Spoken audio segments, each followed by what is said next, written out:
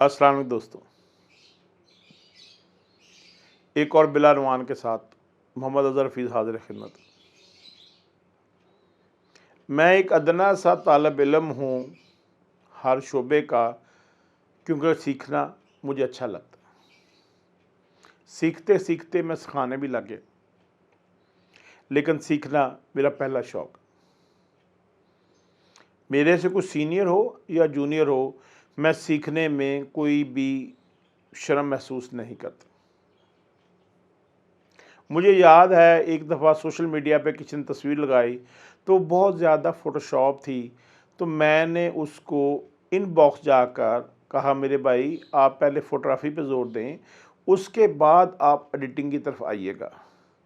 तो उन्होंने बड़ी खूबसूरत बात की, उन्होंने कहा आप जैसे बूढ़े लोग मेरे पास सीखने आते हैं। मैं कहा जी बिस्मिल्लाह, आप सिखाना शुरू करें, मैं हाज़िर हूँ और मैं आपकी जो फ़ीस होगी वो भी अदा करूँगा और आपके पास सीखने के लिए आऊँ। सीखने के लिए मैं बहुत सफ़र करता हूँ, खाने पकाने में सीखता हूँ। जहाँ जहाँ मैं जाता हूँ, नमकीन गोश्त देख लिया, रोस्ट देख लिया, कहीं पे नमकीन पराठे देख लिए, तंदूर वाले पराठे देख लिए, कहीं पे मैंने कुकम्बा चिकन देख लिया। ये सारी डिशेज़ को मैं देखता जाता हूँ। कहीं पे मैंने गाजर का हलवा देख लिया, कहीं पे हलवा पूड़ियाँ बनती देख लीं, कहीं पे मैंने चावल बनते देख लिए, कहीं पे बिरयानी बनती देख ली। मैं जो देखता हूँ मैं सीखता हूँ, फिर उनसे सवाल करता हूँ इसमें मसाला कैसे डालते हैं, शान का मसाले में और नेशनल के मसाले में क्या फ़र्क है। मैं उन चीज़ों को आकर अपने घर, जब मेरी छुट्टी होती है, मेरे पास वक़्त होता है, मैं उसको बनाने की कोशिश करता हूँ। अभी भी मैं एक नई रेसिपी सोच रहा था कि अगर आप कस्टर्ड के अंदर क्रीम मिला दें और जेलेटिन थोड़ी-सी मिला दें, तो वो जमता नहीं है, तो आप उससे एक अच्छी नस्ल की आइसक्रीम बना सकते हैं।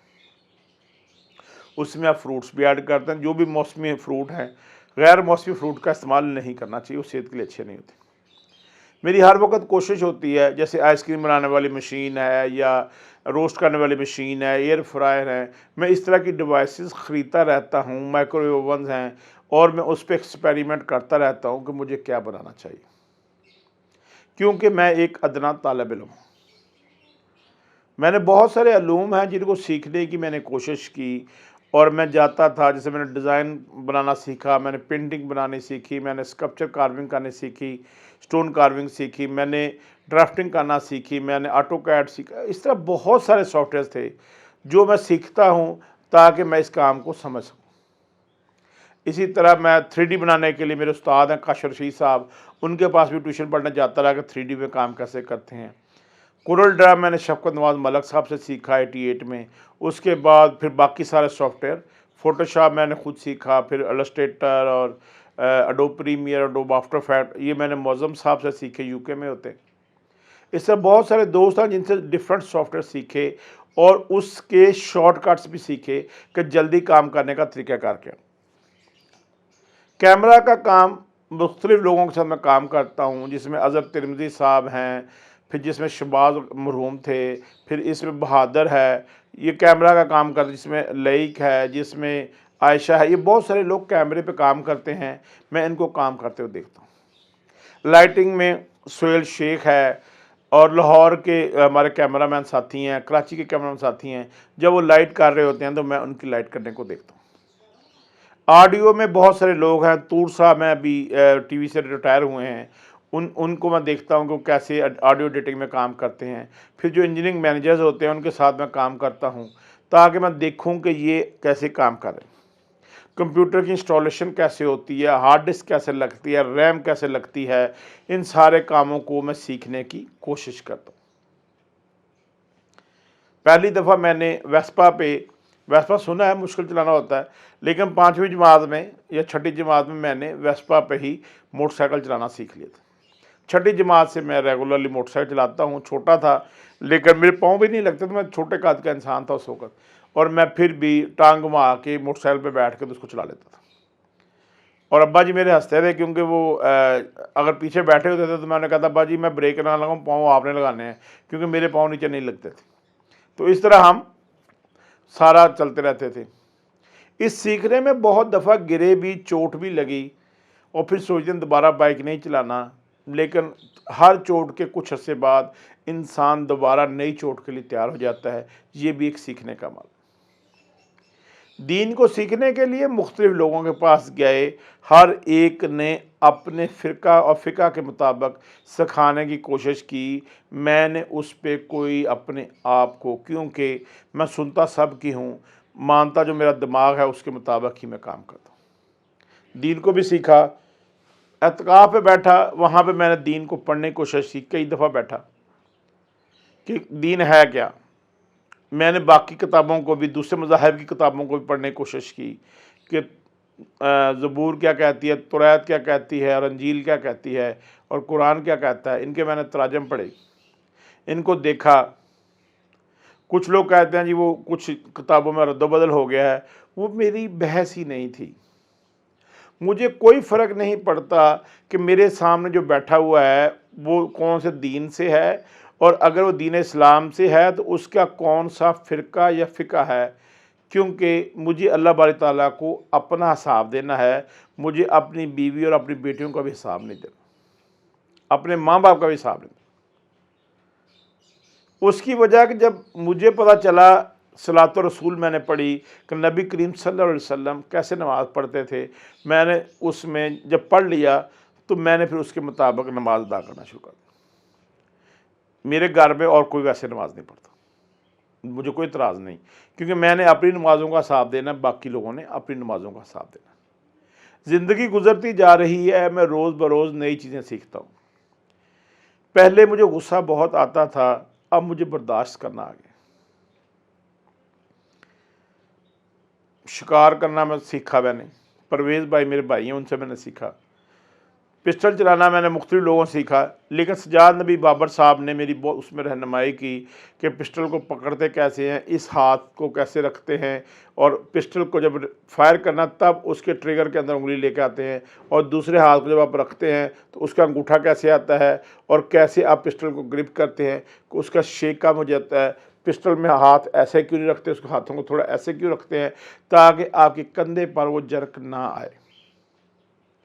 ڈرائنگ کرنا سیکھا احسان علی قریشی صاحب سے، اور ان سے میئر کرنا سیکھا کہ ہم کسی چیز کا سکیل کیسے کرتے ہیں۔ شیر ماما سے میں نے سٹون کارونگ سیکھی، بلال قطب سے میں نے انٹیریئر ڈیزائن سیکھا، استاد بشیر سے میں نے منیچر سیکھا، خالد صاحب سے میں نے ٹیکسٹائل ڈیزائن سیکھا، جمال حمید صاحب سے پروڈکٹ ڈیزائن سیکھا، اظہر شیخ سے میں نے فوٹوگرافی سیکھی، احمد جعفری صاحب سے گرافک ڈیزائن سیکھا، سعید اختر صاحب سے میں نے اسکلپچر اور ڈرائنگ سیکھی، استاد عابد ظہیر سے میں نے ویلڈنگ کا کام سیکھا، استاد لکڑ، ان کا نام میں بھول گیا، ان سے ہم نے لکڑی کا کام سیکھا۔ اب بہت سارے لوگ زندگی میں ہیں جن سے یہ ساری چیزیں سیکھی۔ پھر ہم نے سیکھا کہ جب آپ پینٹ کر رہے ہوتے ہیں تو جس ہاتھ پہ پینٹ کرتے ہیں وہاں پہ کلر پیلٹ رکھتے ہیں، تاکہ ڈراپنگ جو ہے یا ڈراپس جو ہے وہ شیٹ کے اوپر نہ گرے۔ یہ میں نے استاد بشیر سے سیکھا، استاد بشیر سے اور استاد سعید اختر سے سیکھا۔ ادروائز کام کرتے کرتے پوری ڈرائنگ ہو چکی ہوتی تھی اور اس کے اوپر ایک کلر کا ڈراپ گر جاتا تھا۔ پھر کب کون سا برش استعمال کرنا ہے، پوسٹر کلر کرنے ہیں تو اس میں تھوڑا سا سرف کیوں ڈالنا ہے کہ اس کے سٹروکس نہ آئیں۔ ایک دفعہ جو کلر لگ جائے اس میں دوبارہ کلر لگائیں تو وہ سٹروک بن جاتا ہے، اس کو کنٹرول کرنا سیکھا۔ لائنر سے آؤٹ لائن لگا کر اس میں پوسٹر کلر کیسے فل کرتے ہیں، یہ میں نے اسد فاروقی صاحب سے سیکھا۔ دبیر صاحب سے میں نے ڈیزائن کرنا سیکھا، اسکلپچر میں نے میڈم طلعت سے سیکھا۔ یہ میری اتنی لمبی استاذہ کی فہرست ہے۔ میتھ میں نے استاد اقبال صاحب سے سیکھا، استاد اشفاق صاحب سے سیکھا، عربی میں نے قاری صاحب سے سیکھی۔ اب یہ ساری چیزیں ایسی تھیں۔ ڈسپلن میں نے غازی صاحب جو ہمارے اسکول کے پرنسپل ان سے سیکھا۔